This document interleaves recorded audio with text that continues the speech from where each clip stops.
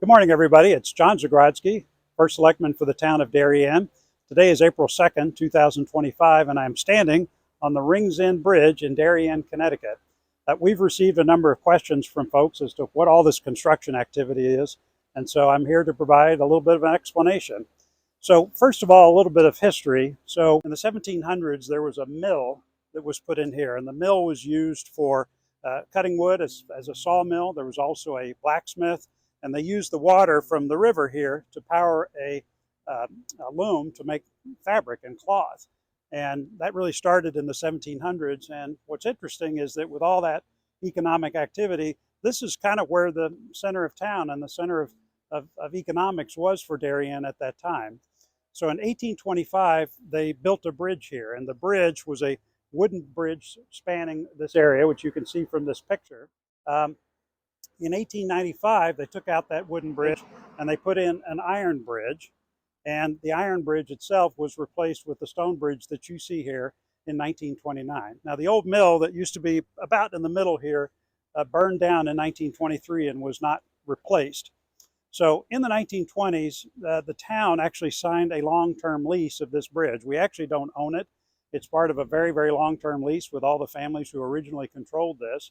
And the town is responsible for the maintenance and upkeep of the bridge as part of that lease. So that's a little bit of a history about this bridge and why we have it today. Okay, so bridge has been in place for a long time. Let's talk about the problem. So what you're seeing here is as we pan down a little bit, you kind of see what is a flat concrete area. This flat concrete area is actually a dam. And the purpose of that dam is to keep the water behind us in Gorhams Pond above a certain level at low tide. And you can see the importance of this as we pan out. This is facing out towards Long Island Sound. So you can see that we're at low tide now. And basically at low tide, this is a mud flat. And so as the tide comes back in, what's going to happen is that'll fill with water. And this dam that I pointed out before, the purpose of that dam is that, so behind us, and we're going to pan around here and you can see on the other side of the bridge, as we pan back around here, you can see that even at low tide, this Gorhams Pond, this area here, there's plenty of water in there. And the reason that that water's there is because of the dam that we just pointed out. Okay, so in 2021, we had those two big storms, and one in particular, Ida, in September of that year, caused a great deal of damage to this dam. So as we pan down, you'll see some of the water flowing down there. It's supposed to be a kind of a straight area from here all the way over, but you can see how all this is cracked and damaged here. All of that damage actually came from Storm Ida in 2021 and significantly impaired this dam to the point that there's a risk of failure, which would mean that we couldn't keep water back in Gorhams Pond at low tide. So what we did was apply for a FEMA grant to help us fix the storm damage, and we received that grant. It's about $3 million to do this work.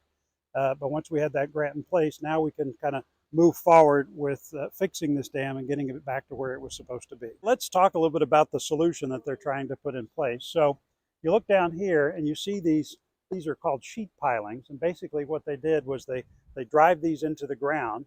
And the purpose of that is that they need to take this area where they have to do the repair work, and they got to dry it out. They got to take all the water out. And so what these pilings do is allow them to flush out and drain this area where it's dry. And you can see down here, this section is dry.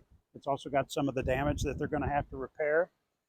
And then basically what's going to be open while the repair's going on is the central area here, which is where the floodgate closures are. That'll be left open. And then that other side, which is not quite finished, that'll also be dried out. So with these sheet pilings in place, they can isolate this area from water. They're going to take out all of the old dam and they're going to replace it all. So the work started in February, really in earnest this month with the pilings. They expect to finish this in October. So that's the rough timing of what they will have. When they're finished, this dam really throughout from this side all the way to the other is going to be completely replaced.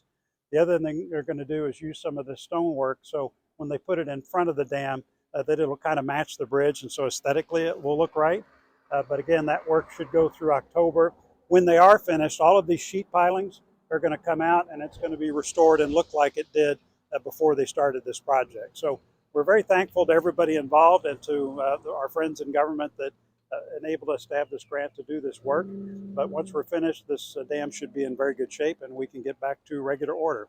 The last thing I'd say is a number of people have had questions about these floodgates, and you can't see them from here, but hopefully this picture you can see what they look like. They're basically round doors that when you open them, it allows us to really empty the contents of Gorhams Pond. We do that twice a year. That flushing of Gorhams Pond is important just to minimize sediment accumulation. That's the basic history on the Rings End Bridge and what's going on with construction. If anybody has any questions, please just give my office a call. I'm happy to provide more detail. That's all from Rings End Bridge. Thanks.